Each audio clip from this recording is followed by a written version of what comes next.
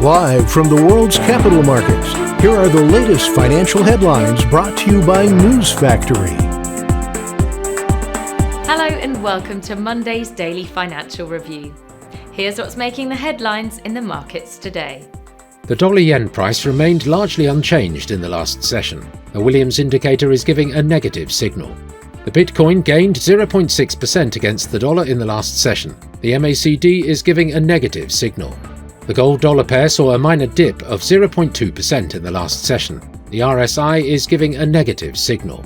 The oil-dollar pair plummeted 1.7% in the last session. The ROC is giving a positive signal. Coming up, the choices from our chief analysts for today.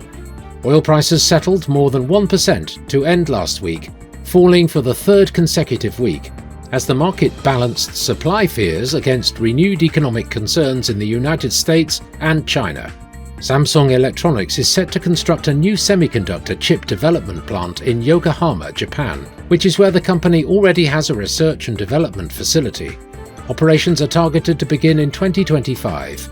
US President Joe Biden said that talks with Congress on raising the US government's debt limit were moving along, and more will be known about their progress in the next 2 days. Those were today's major economic events. And now, moving on to world financial headlines. The US total net TIC flows will be released at 2000 hours GMT. The Eurozone's industrial production at 0900 hours GMT. The US 6-month bill auction at 1530 GMT. Japan's machine tool orders will be released at 0600 hours GMT. The Eurozone's Eurogroup meeting at 0700 hours GMT.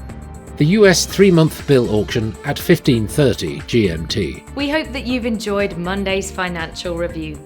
On behalf of all of us here, we wish you a productive trading day. Be sure to join us tomorrow morning for the latest news and events from the financial markets.